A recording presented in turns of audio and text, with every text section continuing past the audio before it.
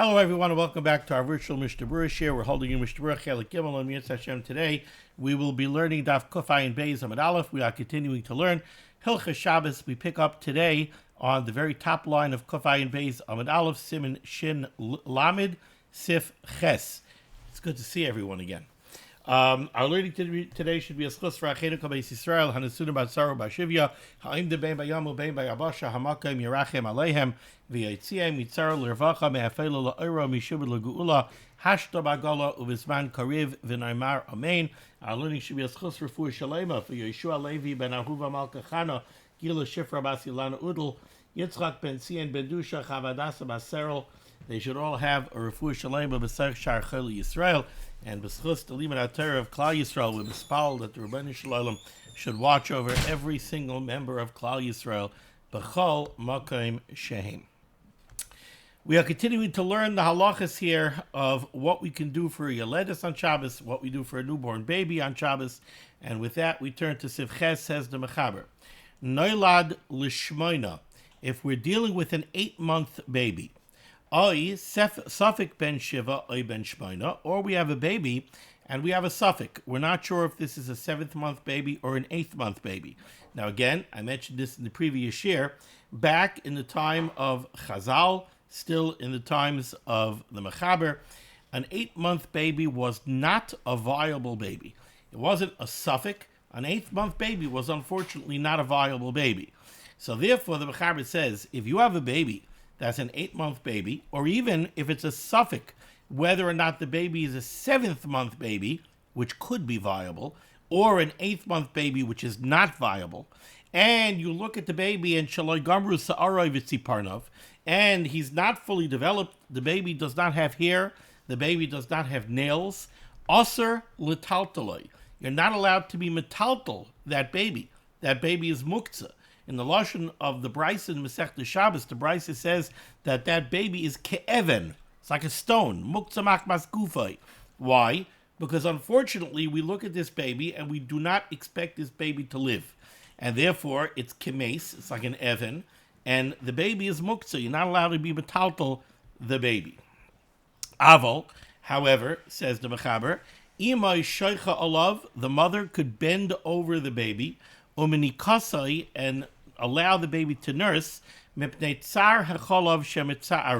because she just gave birth and her milk is coming in and she could become engorged, and being engorged both could cause suffering, it could also pose really a sakana, it could cause infections, so she can go ahead and bend over the baby and allow the baby to suck from her in order to prevent the tsar. Also, or she could express her milk. And like we're going to see in the Mishnah Berurah, she would have to express the milk onto the ground or onto salt. She would have to express the milk in a way where the milk is not usable. And we'll see more about that in the Mishnah Berurah. But before we even go to the Mishnah Berurah, because some people hear what we just learned in Sif Ches, and it sounds quite drastic, right? We're talking about an 8-month baby. Now, obviously, if the Mechaber is telling us that you could allow the baby to nurse, then obviously right now this baby is alive. And yet we're treating this baby, unfortunately, kemes. We're saying that this baby is muktzah. Why? Because we really do not expect this baby to live. This baby is not considered to be a viable baby. So if you take a look in Dirshu footnote number 30, it's a little bit of a lengthy paragraph, but almost halfway down, there's a bracket, there are a set of parentheses over here at the beginning of the line where it says Chelik Beis Siman Pei Gimel Sif Katan Aleph. So in that line, he brings down over here from the Shas Tshuva Shevet HaLevi, from Rav Ozner's Zechron Levracham. He says, "Ubeshas Tshuva Shevet HaLevi shebizmanenu sheyoidem lahachiyos games misha noilad b'chodesh hachamishi oy hashishi." I mentioned this already in a previous share. Nowadays, due to advances both in technology and in medicine, now we have incubators, we have IV, we have ventilators, we have specialized lights, we have heaters, we have all manner of devices to help the baby in the NICU. We've got all sorts of technology, and there also have been tremendous advances in medicine. So we can keep a baby alive, even a 5th-month baby or a 6-month baby. I've heard of babies that Baruch Hashem were kept alive after 25 months. So Rav Oster wrote, mutter, it is mutter, and v'chayavim, you're obligated, l'chal Shabbos, to be mechal Shabbos, l'hatzalosai, to save this baby, af im ein loitzi parnayim oy seor, even if this baby is very premature, and the baby does not have any hair, and the baby does not have any nails, it's mutter, and indeed you're obligated to do everything, including Chil Shabbos on Daraisis, in order to save the life of this baby.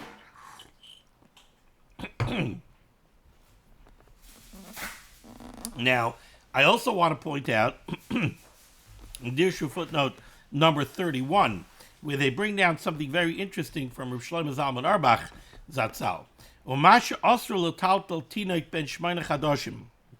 He says, when the Mechaber says that an 8-month baby would be muktzah, das hagoyin Reb Shlomo Zalman Auerbach zichrono levracha shemedubar b'tinoik sheshoichev leloi tenua ve'eno boiche klal. What the Mechaber was talking about was a baby that was completely lethargic. So you have a newborn baby that's not moving, that's not crying, that's not anything. That's when the Mechaber was saying that such a baby would be treated kemes, or like the Brisa says, ke'even.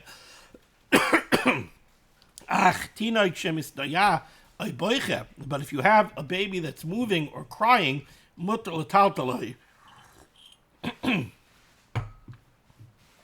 Excuse me. Such a baby would certainly be mutter l'tiltal. Such a baby would not be considered muktzah. Okay.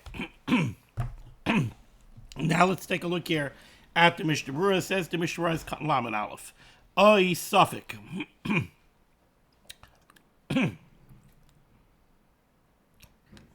Excuse me.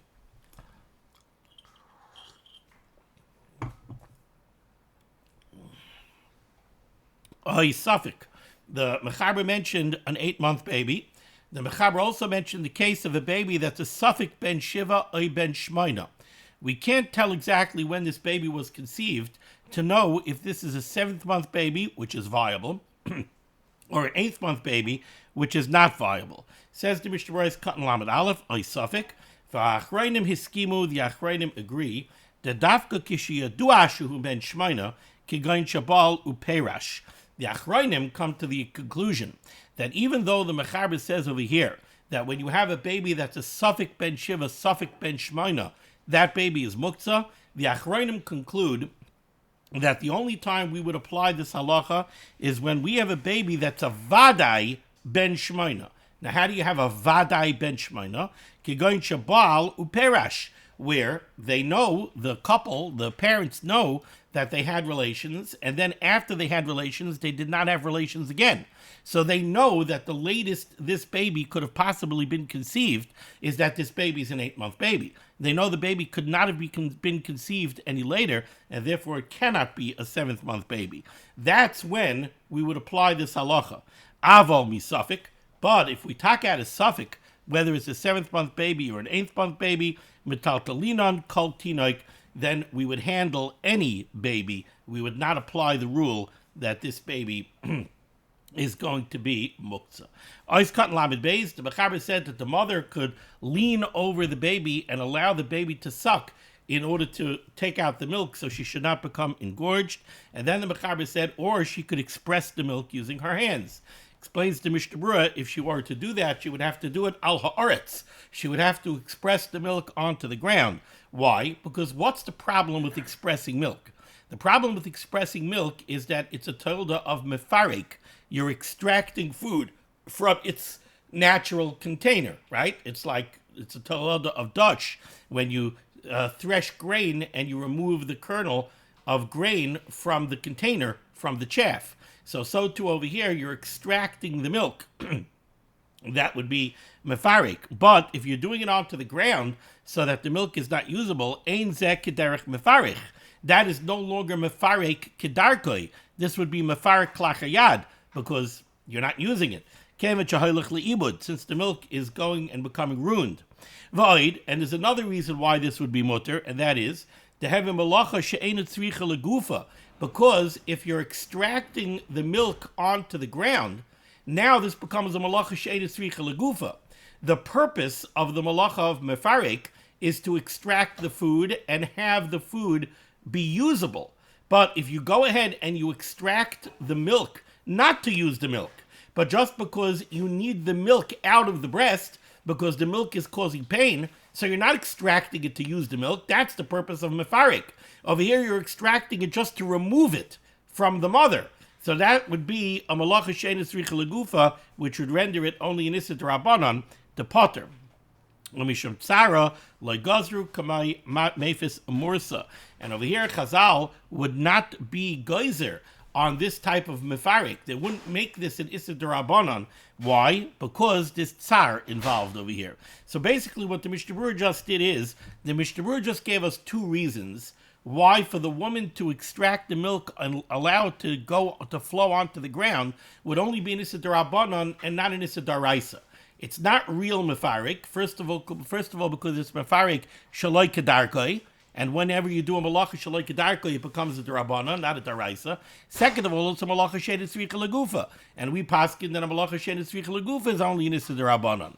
Now, since it's only an issa d'Rabbanan, and we're dealing with tsar, so b'makom tsar lo gazru rabbanan, and it becomes mutter.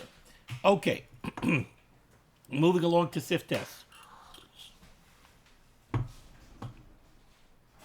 Says the Mechaber, when a newborn baby is born, right? So baby was just born.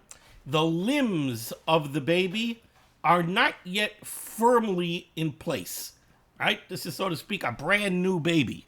And the limbs of the baby are not always very firmly in place. Sometimes things are not so straight. Sometimes there could be joints or limbs that are not, like I said, perfectly in place. So what they would do is they would kind of straighten the baby out, and then they would swaddle the baby, not just to comfort the baby, but also kind of to hold everything into position. Says the Mechaber Tes, Miyashrim Evare Havlad, you're allowed to straighten out the limbs of the baby, Shenisparku, that became somewhat dislocated, but I want to be very careful how I translate this. You should know that this short siftes over here is the subject of a machloikis tanoim, a machloikis amaroim, machloikis rishonim, and machloikis hapaiskim. This is a very, very, very complex sugya that goes way beyond what we can do over here. But because of the background, I want to be very careful how I translate this. Miyashrim evare avlad, you could straighten out the limbs of the baby. Shenisparku. Now, usually you would translate shenisparku, that became dislocated.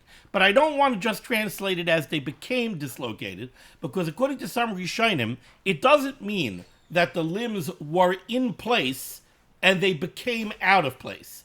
It means that the newborn baby's limbs are not yet firmly in place. So they didn't become dislocated. They never were yet firmly in place the way they're supposed to be. And when you straighten the limbs of the baby out and swaddle the baby, you're holding everything in the proper position so that now the baby will firm up, so to speak, and everything will be held firmly in place. And the Mechaber says you're allowed to do that. Tsar over here doesn't mean pain. It means the travail of the birth, the trauma of the birth. Remember, the baby had to be squeezed out and maybe pulled out and turned and this and that. So from the travail of birth, and you're dealing with a newborn baby, things are not always perfectly straight. I know nowadays, sometimes when you have a very large baby and there's a natural birth, sometimes they have to dislocate the shoulder in order to get the baby out. Now that sounds incredibly traumatic, right? I mean, for an adult to get a dislocated shoulder is a very painful affair. But for a baby, again, if things are not yet firmly in place, they could dislocate the shoulder, take the baby out, pop it right back in, and there's no trauma involved. So that's what we're dealing with over here. In a funny way, I don't know how to say it. other than when the baby is first born, things are a little bit loose. It's not fully formed, fully in place yet. Says the Mishnah Berurah, Kalam Gilmol Miyashrim Biyadayim. The Mishnah Berurah wants to be very clear over here that when the Mechaber says Miyashrim Evarei Avlad, that you could straighten out the limbs of the child, he doesn't mean only through swaddling. He means that you could directly take your hands and you could line everything up. You could feel the baby, line up all the limbs properly, straighten everything out. That's a bigger chiddush than just saying that you could be malapef, that you could swaddle the baby. When you swaddle the baby, it's kind of like you're holding everything in position. When biyadayim, you go and straighten things out. That's a bigger chiddush. Mishnah Berurah is very clear that that's what the Mechaber is being matir over here. Things became somewhat displaced because of the travail of the birthing. The Magen Avraham writes, "V'dafka b'yom haleda aval achakach oser." The Magen Avraham, based on Rishonim, writes that this is only mutter b'yom haleda. It's only mutter to do this right on the day that the baby was born. But after that, achakach, later on, 2 days later, 3 days later, it's aser. Why? So like I said, this is really beyond the scope of what we do here, but one simple explanation, possible explanation that some of the Achronim give, is that the difference between the Yom HaLeda and after the Yom HaLeda is the question that I alluded to earlier. What exactly are we doing here? Are we relocating something that became dislocated? Or are we just kind of putting everything into place when it never was in place and came out of place? No, the baby was just born, and like I said, things are a little bit loose. We have to straighten everything out. The difference is that some Rishonim want to say that b'yom haleda, when the baby is first born during the first day, you're not correcting something that became injured. That would be a bigger problem. If something became dislocated and you're relocating it, that would be more of a reason to aser something. But b'yom haleda, that's not what we're dealing with. B'yom haleda, we're dealing with a situation when nothing was yet properly in place. So you're just lining everything up the way it's supposed to be. It's much easier to be matter that. And this seems to be based on a rush that's brought down by the Torah. So he wants to say that b'yom haleda, you could go ahead and line up everything with your hands, but after that, when you're relocating something that became dislocated, that would be aser. Aval.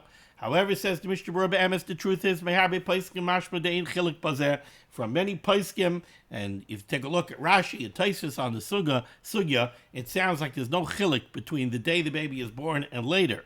And this would be mutter even a month or two later. Take a look at the Biur HaGra, right? Shekain gam kain gas hashulchan aruch lahakel bazeh kamoisam. The Gra writes that the Mechaber meant to be makel like Shitas Rashi and Tosfos, because you don't find that the Mechaber made any chilik over here between the Yom HaLeda and later. Valkain, and therefore says the Mishnah Berurah, ein lahachmir bazeh, we should not be machmir, and you could relocate the limbs of the baby even after a month.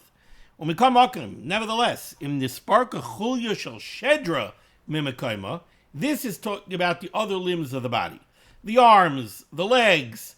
But if it comes to the spine, and you find that there's a vertebrae on the spine that's out of place, you're not allowed to line up the vertebrae of the spine in their proper place, one on top of the other, on Shabbos b'yadayim, to mechzi keboine. That would be an issa d'Rabbanan. It looks like you're building. Okay? Im loy b'yom haleda, but on the day of the leda it would be mutter. Daz yesh l'tzadid lahakel af bazeh. On the yom haleda, you would be allowed, you could be makel, even when it comes to the vertebrae of the spine, and you could be makel, and you could line them up. And again, this is based on very complex machlokesen that I'm not going to go into right now. Okay. Says the Mishnah Berurah, ice cotton. Oh, we didn't do this yet. No, this is Sif Yud. Okay, let's go to Sif Yud. Says the Mechaber, Mutter lekarchai bebegadav shelo yisakmu evarav. You're allowed to swaddle the baby in garments to keep the baby nice and tight so that nothing should become twisted or out of place. Ois kat lamed hey shelo yisak moivarav uberosh perik yuzayin mashma ta'afilu lekarcha kidei leyasher ivarav gam ken shari la'olam. From the Rosh, you see what the Mechaber says is, you could go swaddle the baby as a preventative, so that nothing should become twisted or out of place. From the Rosh, it's mashma that no, you could go ahead and swaddle the baby in order to straighten the baby out, in order to correct something. And the Gemara seems to say that the reason this is mutter is because there's no nirek kemisakein. There's no appearance over here that you're doing something for refuah or that you're fixing something.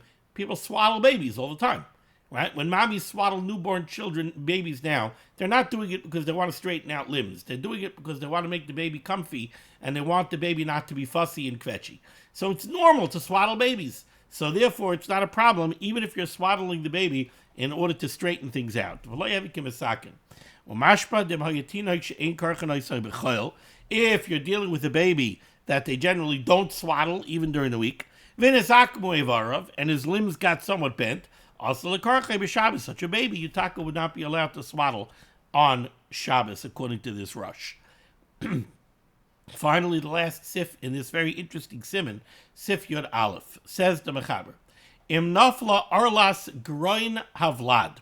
If you open up your mouth, you say ah, and you look in the mirror, you'll see that there's a little piece that's hanging at the back of the throat, and that's called the uvula.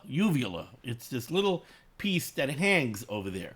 Its purpose is really so that when you're eating, it's a flap that rises up and it seals off the nasal passages from the mouth and the throat so that no food goes up into the nasal passages. Now, apparently, at least back in the day, it was somewhat normal that the uvula would collapse by a baby, and you would have to go and use your finger to get it out of the way. Says the Mechaber, Im nafla arlas groin havlad, if that uvula collapsed, mutter losam etzbal piv, you're allowed to insert your finger back into the back of the mouth of the baby, or lasali ka'arlo l'mekayma, and push the uvula back into its position, afal pi shepa'amim shemeki, even though sometimes by doing this, you'll activate the baby's gag reflex, and the baby will vomit. Now, what's the chiddush over there? Well, we spoke earlier that it's also on Shabbos to use upaktizin. You're not allowed to take an emetic on Shabbos that makes somebody be sick. You might think that there's an issue of refuah over here. It's like upaktizin. It's like using an emetic. Kamash malon the mechaber. No, this is allowable on Shabbos. Says the Mishnah Berurah kat lamed vav. Mutter v'lo gazvina bezeh mishum refuah. The issur of using upaktizin is the gzeir mishum shchikas samamonim. Over here, we would not be geyser. The orchei de tinuk lipal arlas l'shoynoi v'lemersi k'refuah. This is something that was very common, so people were very often. This is not considered refuah. This is considered just correcting something that happens all the time. It's a natural thing. So when it happens to the baby, you have to lift it up. Doesn't fall under the rubric of refuah, and it would not be usher because of the gzeirus on refuah. That brings us to the end of Siman Shin Lamed. We're going to stop over here. We'll continue next time with the beginning of Siman Shin Lamed Aleph. Thank you so much for joining me for limud HaTorah. The source of limud HaTorah should be megan against Klal Yisrael. The Rosh should send Yeshua's, Refuah's, Parnasah, Sheduchim to all those in need. We should be zeicher to see the Biaska and Tzedek B'Meher V'Yameinu Amen. Be well.